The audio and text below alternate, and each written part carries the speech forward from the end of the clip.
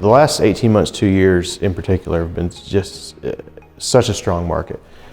So much demand, a demand that's frankly outpaced supply in almost every segment.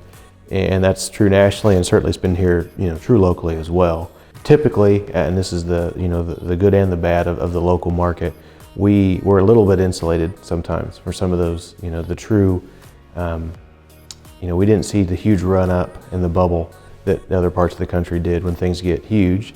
But that also means we didn't fall as far when there was an issue.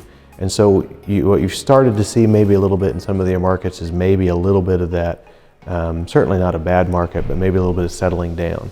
And so, some of the anticipation is maybe that's something to look forward to, or to look to kind of make its way to this market over the next year, 2 years, 3 years. And in fact, what we have felt so far, even this year, is there's still pent-up demand locally. There's been a lot of people in the market the last year to 18 months that are looking to buy, and again, there just wasn't supply, and they're still out there. They're still looking to make that move. They just haven't found the property yet or found the opportunity.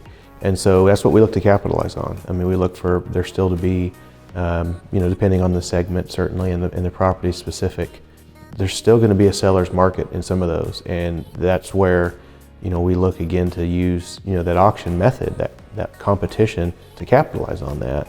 A great example you could think of is the home on acreage. The calls to the office are still coming in for those. There's just not enough of it around, and so those properties are just perfect candidates for an auction because you do have more buyers than there are properties, and you can put them in a room together and they compete, and that's where we figure out what they're worth. But sometimes that's where you're seeing things, that competition drive prices and really, exceed seller expectations. And there's other pockets like that in the market, but certainly, maybe not the market we have seen 2 years ago, but by no means a bad market. In fact, what I think most people expect to have a pretty strong year.